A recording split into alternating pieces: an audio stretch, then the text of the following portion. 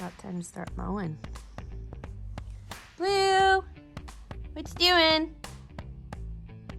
Hi, y'all. Nothing's going on today. Absolutely nothing. Brandon just went to get the kids from school. I stayed up way too late. I was supposed to be studying, but I wasn't. I was watching YouTube videos. And then today I had to go over everything that I've done in all of my EMT and all of the work that was due. And I went back and I looked to see what I was missing. I thought I caught up on everything yesterday. I did like 5 quizzes, but I had 2 more quizzes and 2 more tests today. I mean, I'm passing, not getting great grades. Like, I'm getting 75s and stuff, but I feel like I absolutely know the information. Like, I'm going back, this is with this lighting, with all of the test questions, and I'm going over them, and I'm doing better. Like, I feel like I know the information, so that's good. But that's all I'm doing today. I'm done.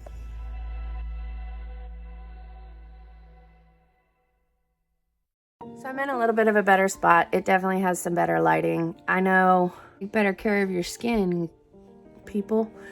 But I wanted to talk chronic illness and kind of what that means for me. The fact that I have only recently, at 43 years old, admitted that I am to myself that I have a chronic illness, and what that means is that there will always be something. It's an illness that does not go away, that affects you for the rest of your life. And I've been sick since I was 12. I'm 43 now. And the weird thing about lupus is that it's always something kind of similar, but usually new. So it's real easy to say, oh no, this is my eyes, or oh no, this is my gallbladder, or oh no, this is my foot. These are all things that I've had major issues with, or oh no, it's my arm, or it's, I mean, weird parts of your body that get attacked. And you never want to think of it as a chronic illness, because then you're just expecting and waiting for the next thing to come. My body will always attack itself. That's depressing. And I don't think about it. Like, I literally don't think about it. Okay, so as a side note, this is later and I'm editing. I just wanted to add that what that means that I don't think about it is that I would say about 50% of my thoughts, and I say this later, are focused on, are having to always be thinking about what's going into my body. What am I doing with my body? Am I getting enough sleep? Am I under emotional stress and trauma? Am I putting enough nutrients, the right nutrients in? Is my body reacting to something new? That occupies about 50% of my brain since I was about 18 years old. I don't know how to explain that. Like, 50% of my brain is dedicated to staying alive and those things, but I put those on the back part of my brain. Those are my autonomic systems. Those are the things that go on automatically since I've done it for my whole life. Now, the rest of my brain is the only parts that I have left to dedicate towards my children's health problems, my husband's schedule, household chores and needs, groceries, feeding children, keeping kids alive, animals, school. That was the biggest thing, and that's why it's a huge part of my videos, is because that was a huge dedication to my family and myself, that a large chunk of my brain is going to be dedicated to something else now for this short time, where I'm learning all of these skills, and then I can organize them in my brain in a way that will allow them to be anatomic and I don't know how to explain the rest of that.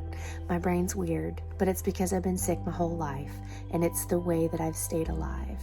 So I wanted to add that. I go about my life and I do my best to not think about lupus and not think about chronic anything, because I know Mason has a chronic illness. He has diabetes. I know I can't think of it that way. So it's almost like a brain block where if I say or admit it's chronic illness, that I know something else will happen. Even when I get over the next thing that is happening, it is admitting that I'm never going to be truly healthy. I don't believe that. I don't believe that. I can't believe that. I've never believed that. I'm crying now. I know I should believe that. I think deep down, I do. And that's why it makes me cry, because it's an internal battle. I don't want to be sick forever. I don't want to admit that I'll be sick forever. That it'll always be something new. Because that's not the part that I focus on. The part that I focus on is the good stuff in between.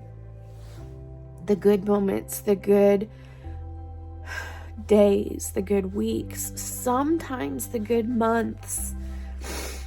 I don't really focus on my health much at all anymore, except for what I have to do to stay alive and to get healthier. And so it's not in the forefront of my mind, but it is 50% of my thoughts 24/7.